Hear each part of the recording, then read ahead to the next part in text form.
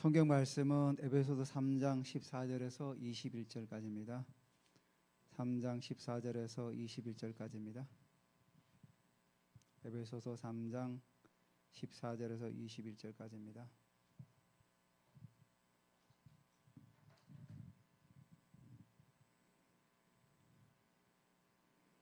네, 제가 14절, 여러분이 15절 교독합니다. 이러므로 내가 하늘과 땅에 있는 각 족속에게 그의 영광의 풍성함을 따라 그의 성령으로 말미암아 너희 속사람을 능력으로 강건하게 하시오며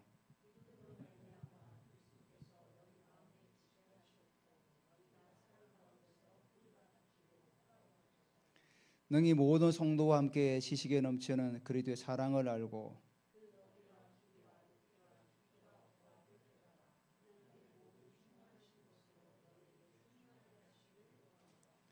우리 가운데서 역사하시는 능력대로 우리가 구하거나 생각하는 모든 것에 더 넘치도록 능히 하시리에게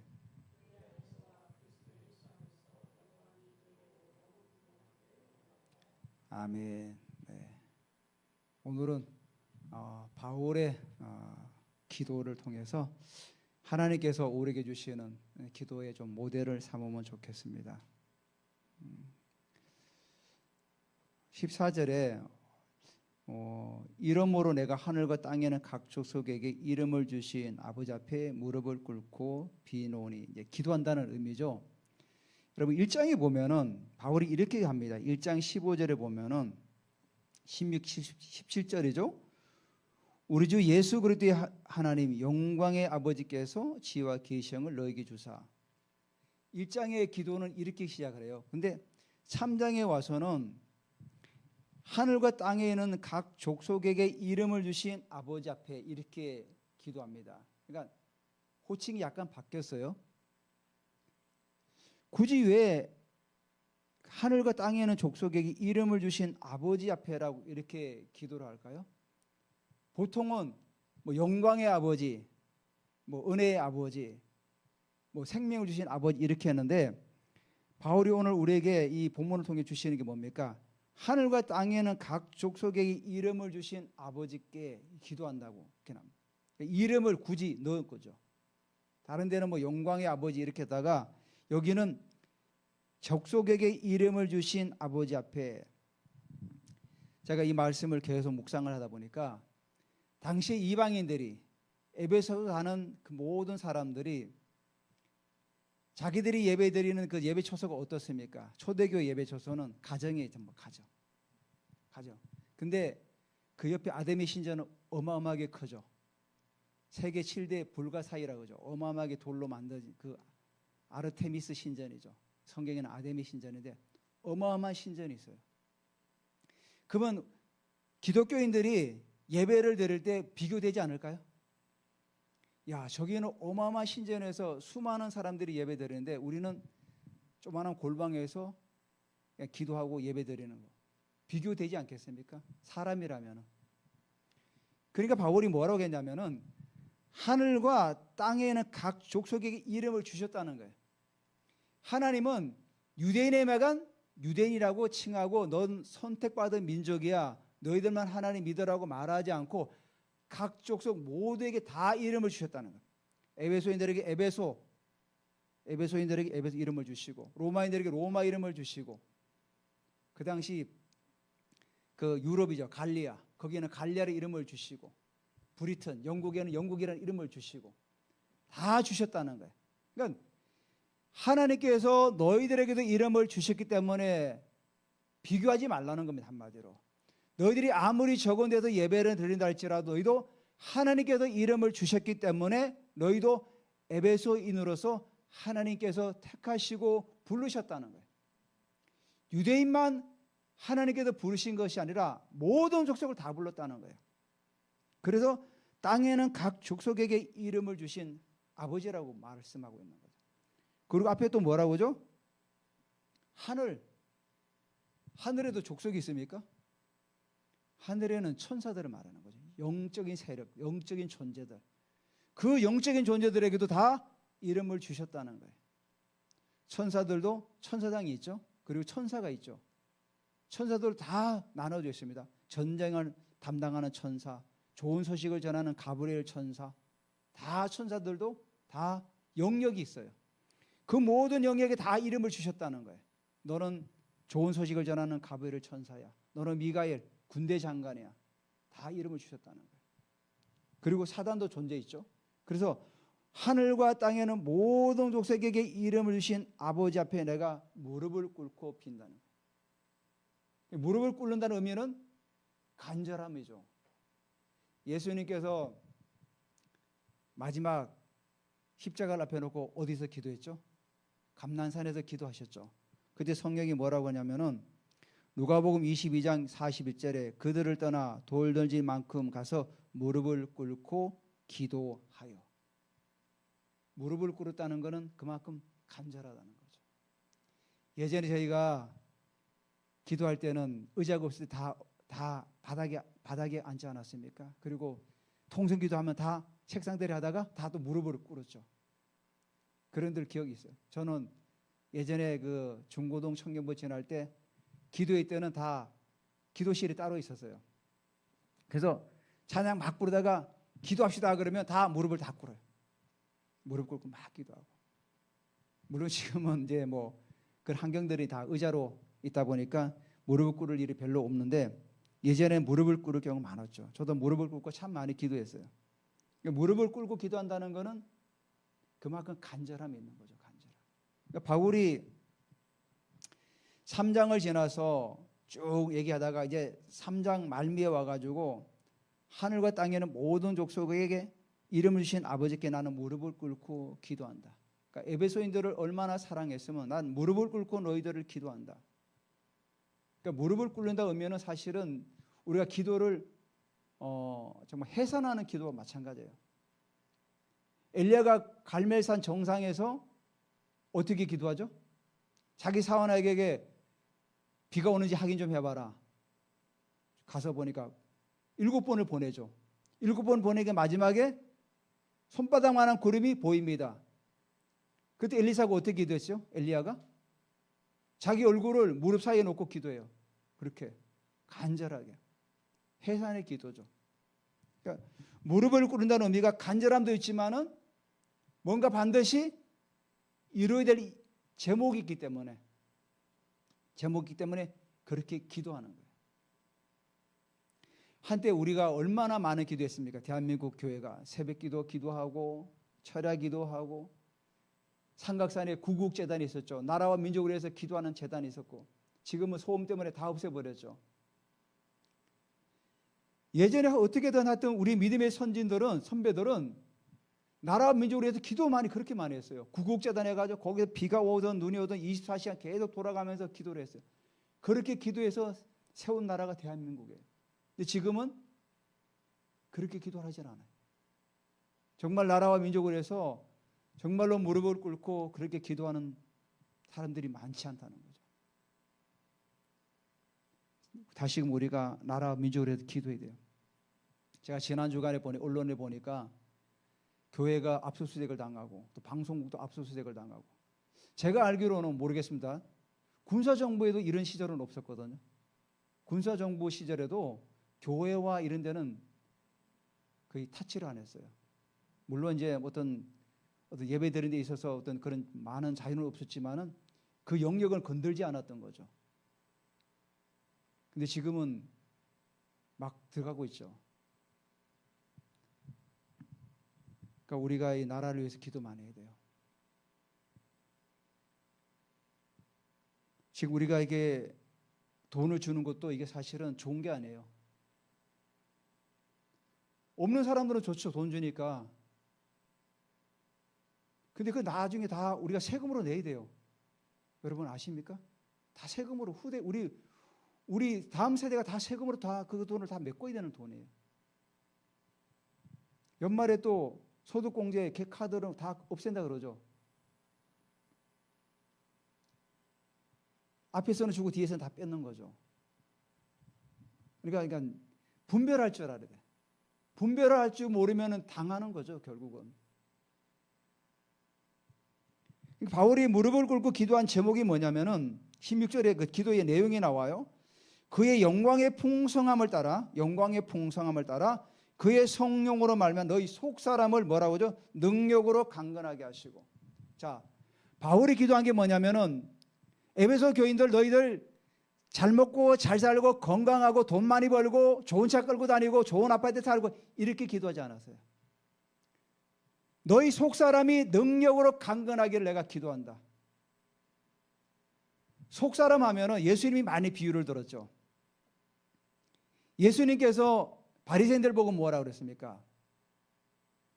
너희 겉은 화려한데 속사람은 다 탐욕과 음욕으로 가득 찼다. 그래서 너희들은 해칠한 무덤이라 그래요. 이스라엘에는 무덤은 평토장이 많아요. 평토장. 편편해. 우리는 본분을 이렇게 세우죠. 이스라엘은 이게 평토장도 굉장히 많았어요. 그러니까 거기를 사람들이 지나가도 몰라요. 그래서 거기다 해칠을 해놨어요. 하얗게, 아, 여기 무덤이구나. 근데 겉에서 보면은 해를 칠해 놓으니까 굉장히 멋있죠. 안에는 송장이 썩어지는 거죠. 그래서 예수님께서 바리새인들을 향해서 너희는 해칠한 무덤과 같다. 겉은 멋있는 것 같은데 속은 다 썩었다는 거예요. 그러니까 예수님께서 바리새인들에게 속사람을 얘기하는 거예요. 속사람. 너희들 속은 다 엉망진창이다. 바울도 여기 뭐라고 하죠? 겉사람을 말하는 게 아니에요. 속사람이 능력으로 강건해지기를 원한다는 거예요. 근데 속사람을 능력으로 강건해지는데 앞에 두 개가 붙었어요. 뭐죠? 영광의 풍성함을 따라 그의 성령으로 말미암아. 영광의 풍성함이 뭐죠? 하나님의 임재죠. 구약에서 하나님의 임재를 영광으로 표현했어요. 출애굽기 24장 17절에 이렇게 말씀해요. 여호와의 영광이 산 위에 나타나고 모세가 시내산에서 올라갈 때 이렇게 여호와의 영광이 산 위에 나타나고 모세가 십계명을 받기 위해서 시내산에 올라가요. 그때 하나님의 영광이 그 산을 온통 둘러요. 구름으로 둘러요. 그 영광은 주님의 임재를 말하는 거예요. 임재를 따라서. 그리고 또 뭐라고 하죠? 성령으로 말미암아. 성령으로 말미암아. 자, 그러면 우리의 속사람이 능력으로 강건해지는 이유는 두 가지예요. 영광의 풍성함을 따라서 성령으로 말미암아. 그럼 뭐죠? 우리 속사람은 밥을 잘 먹고 운동을 많이 하고 좋은 차 끌고 다녀서 속사람이 강건해지는 게 아니라는 거죠. 우리가 영광의 풍성함과 성령으로 말미암기 위해서 우리가 속사람이 어떻게 됩니까? 주님의 임재 가운데 있는 거죠. 우리가 주님의 임재 가운데 있기 위해서 예배가 있겠죠. 기도가 있겠죠. 또 개인적으로 찬양하면서 하나님께 드리는 시간들이 있겠죠. 그런 시간들이 바로 속사람이 능력으로 강건해진다는 거예요. 그러니까 바울의 기도는 다르죠.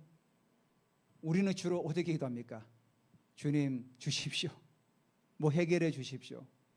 부족합니다. 좀 채워 주십시오. 내가 이걸 꼭 합격을 해야 됩니다. 주님 도와주십시오. 거의 다 육신적인 거죠. 겉사람. 근데 바울은 에베소 교인들에게 너희들 아르테미 그 신전 화려하지 그게 중요한 것이 아니야. 먼저 가장 중요한 게 너희 속사람이 강건해지는 게 중요해. 속사람이 강건해질 때 눈에 보이는 모든 것들은 다 아무것도 아니라는 거죠. 우리의 기도가 바로 이렇게 따라가야 되죠. 아, 주님, 오늘 내 속사람을 주님 강건하게 해주십시오.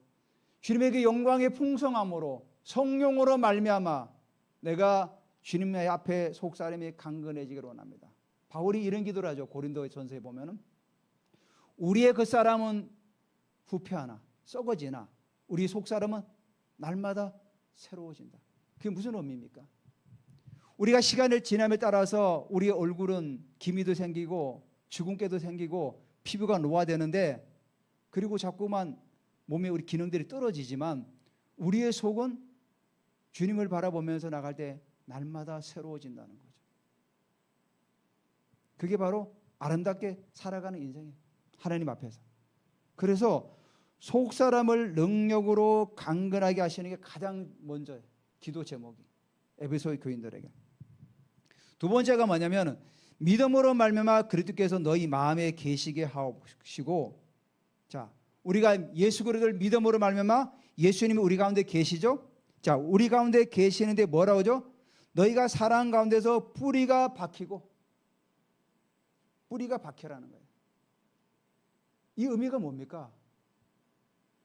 내가 예수 그리스도를 구주로 영접을 했는데 바울은 뭐라고 합니까? 너희 마음에 계시지만은 사랑 가운데도 뿌리가 박혀라는 거예요. 많은 이들이 예수 그리스도를 구주로 영접해서 신앙생활을 하지만은 뿌리가 박히지 않으니까 어떡합니까? 흔들리고 빠져버리죠. 교회를 다니다가 떠난 사람 많잖아요. 뿌리가 안 박히니까.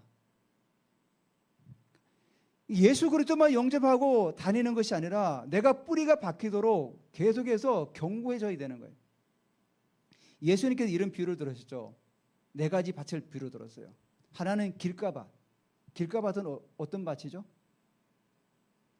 길가밭을 일구지 않았기 때문에 새들이 다 쪼아먹어요.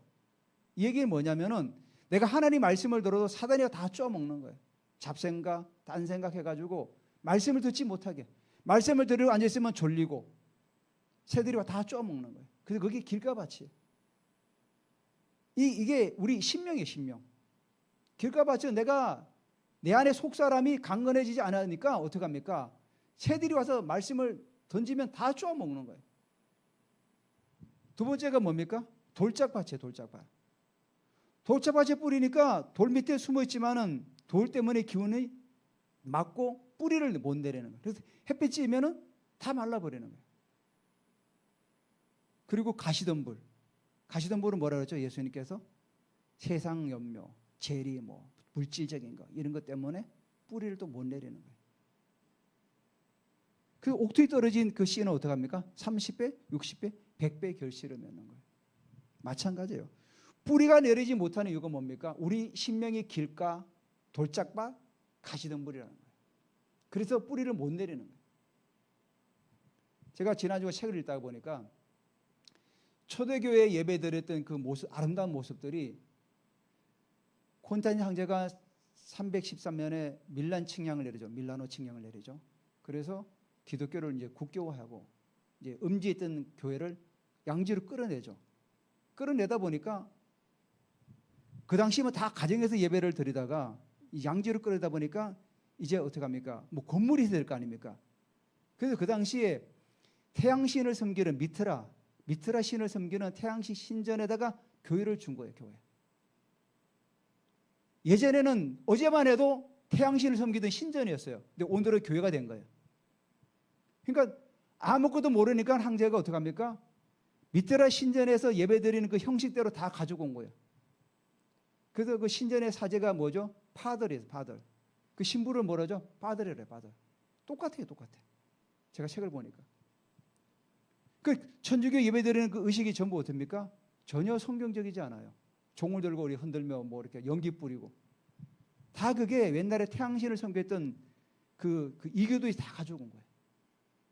초대교회는 요세푸스나 이레니우스의 기록에 의하면은 집에 한 가정에 모여가지고 아니면 뜰에 모여가지고 둥그렇게 앉아가지고 찬양 드리고 새로운 사람이 오면은 아픈 사람 데리고 오면은 기도해주고 기적이 일어나서 치유가 되어지고 그리고 또 예배 가운데서 예언이 나오면은 예언의 말씀을 선포하고 이렇게 기도하고 찬양하고 말씀을 선포하고 이러면서 같이 식사 나누고 이게 초대교회 예배였던 거예요. 우리가 성경에 나와 있는 그대로.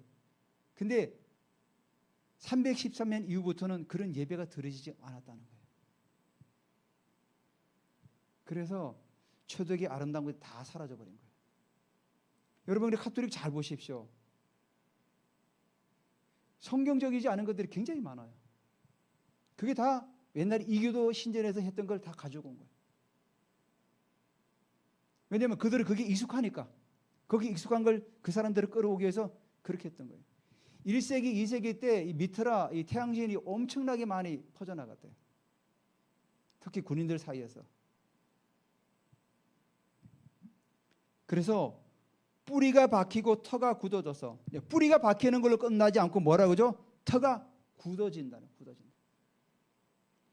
뿌리가 박히는 걸로 끝나지 않고 터가 완전히 굳어져서 우리가 나무를 모목을 심으면 어떡합니까? 예전에 식목일 때 나무를 심잖아요. 나무를 심으면은 우덩이를 파죠. 그 나무를 집어넣어요. 그리고 흙을 넣죠. 그리고는 두 발로 잘 밟아요. 그리고 쭉 뽑아내죠. 그리고 계속 밟죠. 털을 굳게 하는 거죠. 그래야 바람이 안 들어가서 나무가 뿌리가 뻗어 내려가서 나무가 잘 자라요. 그렇지 않으면 나무가 그냥 심고 뭐 그냥 물만 주면 되는 게 아니라 그러면 나무가 죽어요. 뿌리를 나무 줄기를 자꾸 당기면서 발로 막 밟는 거예요. 이 경과의제라고. 우리 신앙에도 이런 게 필요하다는 거예요. 뿌리를 내린 다음에 터가 굳어지도록 계속해서 우리가 말씀 훈련, 예배 훈련, 기도 훈련 이게 되어져야 되는 거예요. 이게 되어지지 않으면은 어느 순간인가 휙 날아가 버리는 거예요. 왜? 터가 굳어지지 않았기 때문에. 그러니까 바울이 자세하게 기록하고 있죠. 사랑 가운데서 예수 그리스도의 사랑 안에서 뿌리가 내린 다음에 터가 굳어져서 굳어지어야 된다는 거예요. 굳어지지 않으면 또 무너지니까. 계시록의 에베소 교회를 향해서 요한이 받은 계시가 어떤 거였죠? 책망한 게 있었죠. 한 가지. 뭐였죠? 너희가 첫사랑을 버렸다는 거예요. 바울이 전해준 복음을 가지고 믿음 안에 계속 세워져 나가는데 요한이 바라볼 때 주님께서 요한을 통해서 주셨던 계시가 뭐냐면 너희들이 그때 받은 그 첫사랑을 잊어버렸다는 거예요. 바울이 얘기했죠. 뿌리가 내리고 터가 굳어지지 못했다는 거예요. 그 나중에 요한이 받은 계시가 그거 아닙니까? 너희들이 첫사랑을 버렸다. 잊어버렸다는 거예요. 이미 바울은 그걸 예견하고 너희가 속사람이 너무 강건해져야 된다. 속사람. 눈에 보이는 것들 그거 아무것도 아니야. 눈에 보이는 건 보이는 게 아니고 보이지 않는 게 영원한 것이야. 그렇게 얘기하면서 너희들이 속사람이 능력으로 강건해져야 돼. 그리고 그리스도의 사랑 가운데서 뿌리가 내리고 터가 굳어져야 된다. 그렇지 않으면 핍박이 오고 어려움이 오면 다 무너지는 거예요. 우리도 마찬가지 아닙니까? 만약에 지금 정부가 예배 드릴 때 다 감옥에 집어넣는다 그러면 예배 드리러 온 사람이 있겠습니까? 미국의 그 어떤 목사님은 코로나 때 주 정부에서 모이지 못하게 했어요. 근데 이 목사님은 그거를 저기다 헌법 소원을 낸 거예요. 우리는 방역 수칙을 다 지키고 예배를 드리겠다. 헌법에 분명히 신앙의 자유가 있고 예배 드릴 자유가 있기 때문에 우리는 예배 드린다. 그래가지고 막 검찰하고 굉장히 그때 계속 싸웠대요. 결국은 이겼어요. 법원에서 예배 드려도 괜찮다. 근데 우리는 어떻게 했죠? 그때 굉장히 다 교회가 많이 문 닫았잖아요. 그러니까 신앙은 정말로 우리가 어려움을 당할 때 나타나는 거죠. 지금도 우리가 좋은 게 좋은 거야 이게 아닙니다. 여러분 정말 우리가 눈을 부릅뜨고 지켜봐야 돼요. 정부가 어떻게 하는 걸 잘 지켜봐야 돼요. 교회에서 정치 얘기하지 마 그러잖아요. 그게 잘못된 거예요. 교회에서 정치 얘기하지 말라는 그거는 그 뭐죠? 다 정부가 잘못 내린 지침들이에요. 교회는 정치 얘기를 해야 돼요. 여러분 성경에 보십시오. 다윗 왕국 시대 하나님 다윗에게 직접 얘기하죠. 아모스에게 뭐라고 합니까? 공법이 물같이 정의가 하수같이 흐르게 해라. 얘기해라 왕에게. 선지자들 다 여기가 어디서 얘기하는 겁니까? 다 나라를 위해서 얘기하는 거예요. 나라. 그럼 하나님께서 선지자들에게 나라 얘기하지 말아야죠. 정치 얘기하지 말아라. 너는 그냥 백성들만 잘 돌봐라. 그러지 않아요. 하나님은 선지자들이 다 누구를 향해서 얘기하죠? 다 나라예요. 나라. 예레미야에게는 어떻게 합니까? 각 나라, 애굽, 뭐 바벨론 모든 나라에게 다 얘기해요. 그 나라에다가 너 예언해라. 교회가 정치 얘기를 제일 많이 하는데요. 사실은 성경에 나와 있습니다. 여러분 선지서 읽어보십시오. 전부 정치 얘기예요. 왕에게 얘기하라. 왕이 잘못하고 있다. 가서 얘기해라. 지금 제대로 안 되고 있다. 가서 얘기해라. 지금 우상을 섬기고 있다. 가서 얘기해라. 그러다 선지자가 순교를 당하는 경우도 있고. 순교당하면 순교당해야죠. 하나님께서 하신 일을 우리가 말씀하라고 했기 때문에 하는 거죠. 그래서 교회가 정치 얘기하지 말라? 이건 다 거짓말이에요. 성경적이지 않아요, 전혀.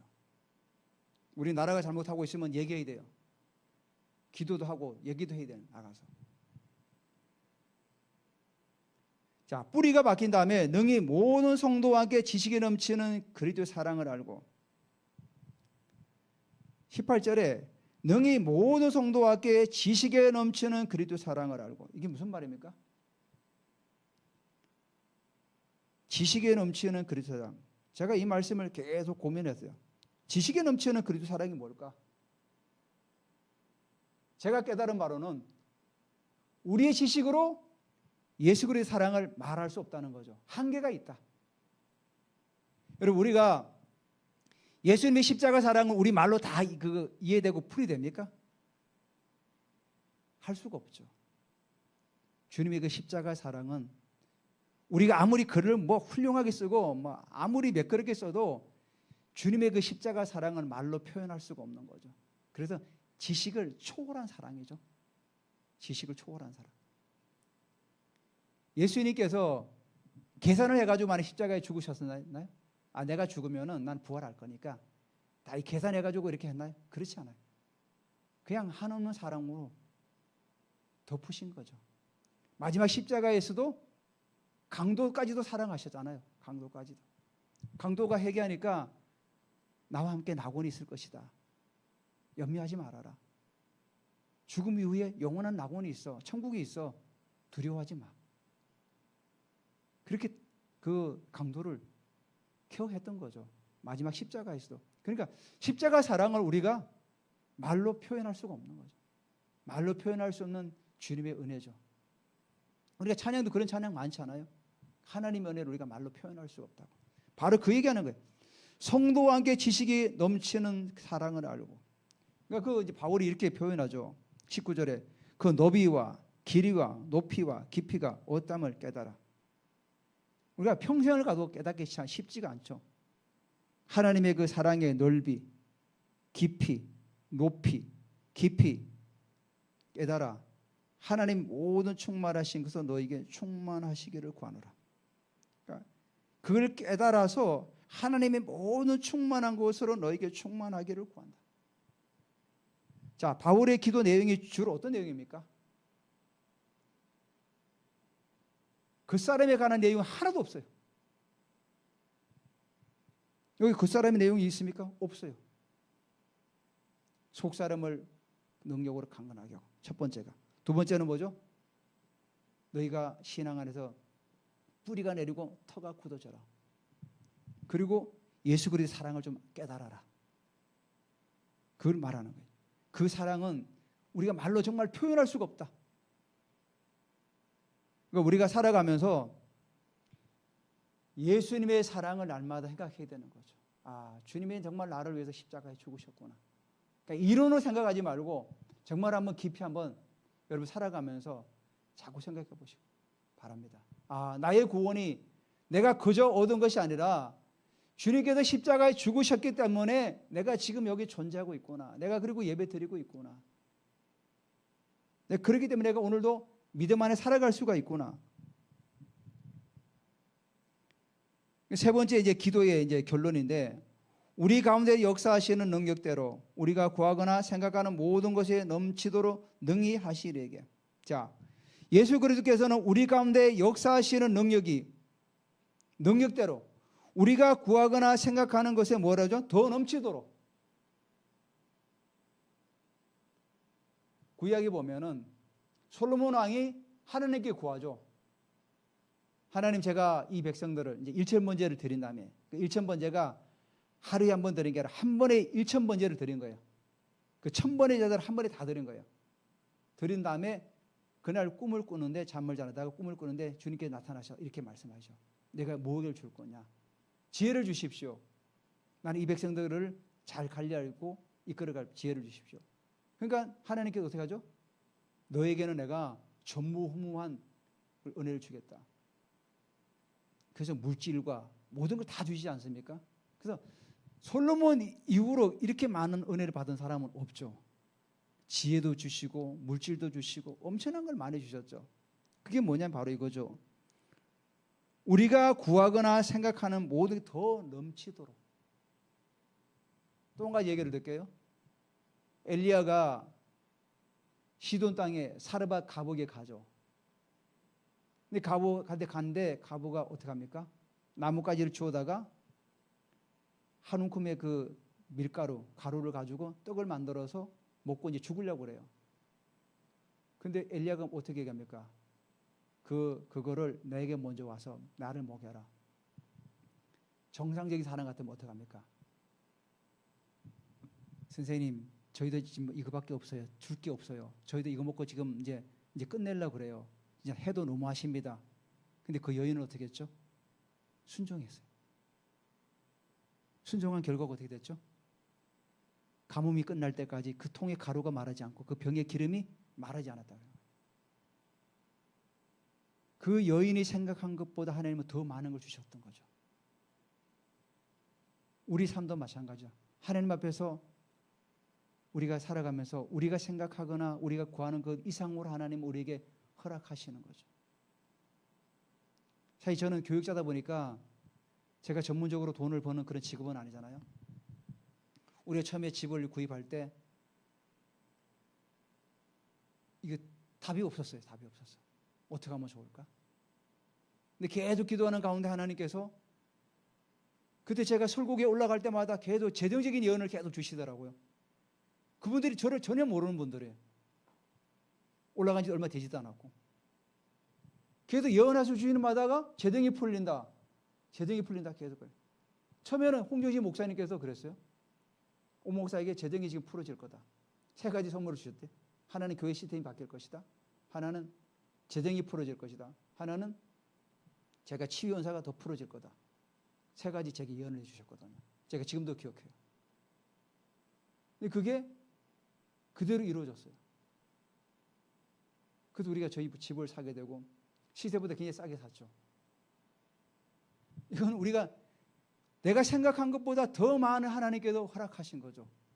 우리는 이사를 가야 되냐 아니면 떠나야 되냐 이런 고민을 하고 있었는데 하나님은 우리가 생각한 것 이상으로 우리에게 하나님께서 허락하셨던 거예요. 그래서 우리 가운데 역사하시는 하나님의 그 능력이 우리가 구하거나 생각하는 것보다 더 넘치도록 우리에게 허락하신다는 거예요. 그러니까 너희들이 20절의 이 말씀이 지금 15절부터 19절까지가 전제가 되어야 되는 거예요. 성경은 항상 문맥을 통해서 봐야 됩니다. 어느 한 구절만 딱 따와가지고 그것만 보는 것이 아니라 16절부터 19절 말씀이 전제가 될 때 이게 성취되는 거예요. 그래서 우리 신앙에 견고하지 않은 상태에서 만약에 물질이 막 쏟아져요. 어떻게 됩니까? 우리 그런 예를 많이 듣지 않습니까? 목사님 통해서 설교 말씀 때 막 어려가지고 막 기도해가지고 사업이 잘 돼. 그러니까 어느 날부터 주일을 한 번씩 빠져. 한 번 빠지고 두 번 빠지고 세 번 빠지고 나중에는 안 나와. 왜냐하면 속사람이 능력으로 강건해지도 않았고 그리도 사랑이 뿌리를 내리고 터가 굳어지지 않은 상태에서 그리도 사랑을 깨닫지도 못한 상태에서 물질을 받으니까 그 사람만 따라가는 거죠. 그 사람만. 화려한 것만 따라가는 거예요. 그 당시 아담의 신전 화려한 것만 따라가는 거예요. 야, 저기 가서 예배 드리자. 우리 지금 뭐 하는 거냐? 지금 골방에 앉아서 몇 명이 앉아서 지금 앉아서 뭐 하는 거냐? 저 신전에 봐. 얼마나 화려하고 멋있냐? 저기 수많은 사람들이 모이는데 야, 그쪽으로 가자. 그럴 거 아닙니까? 그러니까 바울이 그 당시 에베소를 바라볼 때 너희들이 그 사람을 얘기하지 않는 이유가 있는 거죠. 먼저는 속 사람이 강건해야 돼. 그리고 사랑 안에도 뿌리가 내리고 터가 굳어져야 돼. 그렇지 않으면 너희들이 첫사랑을 버리고 언젠가 다 떠날 거니까. 나중에 사도행전도 나오죠. 너희 가운데 몇 사람이 자기의 욕심을 따라서 사람들을 미혹해서 따라가게 만든다고. 그 장도를 앞에 놓고 얘기하는 거예요. 마지막 예루살렘에 가기 전에 밀레도에서 에베소 장로들을 불러요. 불러가지고 얘기를 해요. 너희들 가운데 몇 사람이 그럴 것이다. 결국은 그렇게 됐어요. 왜? 오늘 바울이 기도한 것처럼 속사람이 제대로 세워지지 않았기 때문에, 그리고 그리스도 사랑이 그 뿌리가 박히지 않았기 때문에, 그리고 예수 그리스도의 십자가의 사랑을 제대로 깨닫지 못하니까 그렇게 되는 거예요. 자, 그래서 이 내용을 가지고 우리가 기도해 나갈 때 하나님께서는 우리 가운데 우리가 생각하는 것보다 더 넘치도록 하나님 우리에게 부어주신다는 거예요.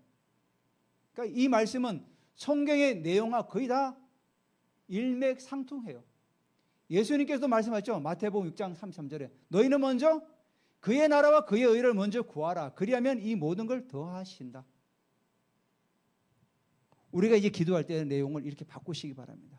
먼저 내가 속사람이 하나님 강건해지길 원합니다. 그리고 내가 그리스도 사랑에 자꾸 뿌리를 내리기를 원합니다. 터가 굳어지기를 원합니다. 내가 그리고 십자가의 사랑을 내가 더 알기를 원합니다. 그래서 바울이 이제 마지막으로 송영이죠. 영광을 돌리죠. 교회 안에서와 그리스도 예수 안에서 영광이 대대로 영원무하기를 원합니다. 이 뭐라고 합니까? 교회 안에서와 그리스도 안에서라고 그래요. 그냥 예수 그리스도 안에서 영광이 영원토록 무하기를 원한다 이렇게 말하지 않고 앞에 뭐라고 합니까? 교회 안에서. 에베소인들 너희들이 모이는 그 교회 안에서 비록 적은 숫자가 모이고 초라하게 보이고 누추하게 보이고 가진 것이 없고 보잘것없이 보일지라도 그 교회 안에서와 또 뭐라고 하죠? 그리스도 예수 안에서 영광이 대대로 무궁하기를 나는 원한다. 사실 에베소인들은 많은 고난을 당했어요. 많은 어려움을 당했어요. 1세기 때 신앙을 갖는다는 건 사실은 자기 목숨과 바꾸는 거나 마찬가지입니다. 그런 신앙 안에서 바울이 지금 이 얘기하는 거예요. 우리도 마찬가지다. 오늘도 우리도 예수 안에서 교회 안에서 하나님의 영광이 우리에게 대대로 영원무하기를 예수 그리스도 이름으로 선포하고 축복합니다. 오늘 본문을 가지고 같이 한번 기도하기를 원합니다. 주님, 우리가 먼저 속사람이 강건해지기를 원합니다. 그리스도의 사랑이 우리 가운데 뿌리가 내려서 터가 굳어져서 어떤 환경에서도 흔들리지 않고 또한 주님의 그 십자가의 사랑을 우리가 깨달아서 날마다 주님과 동행하는 삶을 살아가게 달라고 우리 같이 한번 기도합니다. 하나님 아버지 감사드립니다.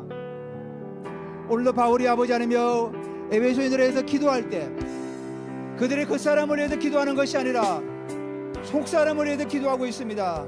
아버지 하나님, 영광의 풍성함과 성령으로 말미암아 우리의 속사람이 능력으로 강건해지기를 원합니다. 할렐루야. 어떤 환경과 어떤 상황에도 우리가 흔들리지 않기를 원합니다. 예수 그리스도의 사랑으로 말미암아 우리가 뿌리가 내리기를 원합니다. 터가 굳어지기를 원합니다. 하나님 아버지, 주님의 그 십자가의 사랑을 우리가 깨닫기를 원합니다. 그 넓이와 길이와 높이와 깊이를 우리가 깨달아 하나님의 은혜 가운데 우리가 살아가기를 원합니다. 우리 하나님 아버지, 주님의 그 십자가의 사랑의 은혜가 우리 가운데서 더 뿌리가 내리고 터가 굳어지기를 원합니다. 더 깊이 내려가기를 원합니다. 할렐루야. 하나님 아버지, 우리에게 더 은혜를 더하시고 하나님 더 기름 부어 주시옵소서. 더 기름 부어 주시옵소서. 하나님 아버지에게 영광 가운데 인도하시고 우리가 생각하거나 우리가 구하는 것보다 더 넘치도록 하나님 아버지 우리에게 하실 그 하나님을 우리가 찬양하며 영광 돌립니다. 교회 안에서와 그리스도 예수 안에서 영광이 대대로 무궁하기를 우리는 구합니다. 우리 하나님 아버지여, 우리 가운데 임하시고 능력을 부어주시옵소서. 하나님 아버지, 우리가 예수 그리스도 안에서 교회 안에서 그 영광의 풍성함을 우리가 누리기를 원합니다. 우리 하나님 아버지여, 더 기름 부어주시고 더 기름 부어주시고 더 기름 부어주시고 우리가 은혜 가운데 더 나아가기를 원합니다. 주님 은혜 가운데 더 나아가기를 원합니다. 더 기름 부으심으로 나아가기를 원합니다. 예, 우리에게 더 기름 부어주시옵소서. 우리가 영광을 향해 나아갑니다. 주님 영광을 향해 나아갑니다. 주님 기름 부어주시고 기름 부어주시옵소서. 주님 더 기름 부어주시옵소서. 오 주님, 우리 기도 기름 부어주시고 영광 가운데 나아가기를 원합니다. 우리 기도 은혜를 부어주시고 은혜를 부어주시옵소서. 더 부어주시고 더 부어주시고. 여러분 아픈 부위에 아니면 또 머리에다 손을 올리시기 바랍니다. 이 시간 예수 이름으로 명령하느니 예수 안에서와 그리스도 예수 안에서 영광이, 하나님의 영광이 대대로 영원하기를 선포하고 축복합니다. 할렐루야. 하나님 아버지, 우리가 구하거나 생각하는 것에 더 넘치도록 하시려게 하나님의 은혜 가운데 나아가기를 원합니다. 하나님 아버지, 이 시간에 우리 연약한 부분을 주님 치료하심을 감사드립니다. 우리 연약한 모든 우리 이 시간 예수 이름으로 치유될지어다, 회복될지어다, 비염은 떠나갈지어다, 우리의 모든 뇌세포들은 예수 이름으로 온전하게 회복될지어다, 모든 고장난 부분이 예수 이름으로 회복될지어다, 예시한 오장육부가 예수 이름으로 강건하게 될지어다, 우리의 모든 혈액 안에 있는 모든 우표물들 다 빠져나갈지어다, 우리의 심장은 튼튼할지어다, 우리의 간장은 온전하게 기능을 할지어다, 우리 위장은 예수 이름으로 강건할지어다, 제장과 소장과 대장과 신장과 모든 기능들은 예수 이름으로 강건해질지어다. 할렐루야. 위중과 만곡기도 예수 이름으로 다 소멸될지어다. 허리와 척추와 모든 그 기능들은 예수 이름으로 온전히 회복될지어다. 모든 관절들은 예수 이름으로 강건해질지어다. 모든 무릎과 모든 팔은 예수 이름으로 강건해질지어다. 할렐루야. 예시한 주님도 기름 부어주시옵소서. 주의 하나님 기름 부어주시옵소서. 영원 아빠의 하나님 기름 부어주시옵소서. 더 기름 부어주시옵소서. 영광 가운데 나아가기로 합니다. 더 기름 부어주시옵소서. 더 기름 부어주시옵소서. 주님 감사드립니다. 예수 그리스도 이름으로 축복하며 기도드립니다. 아멘.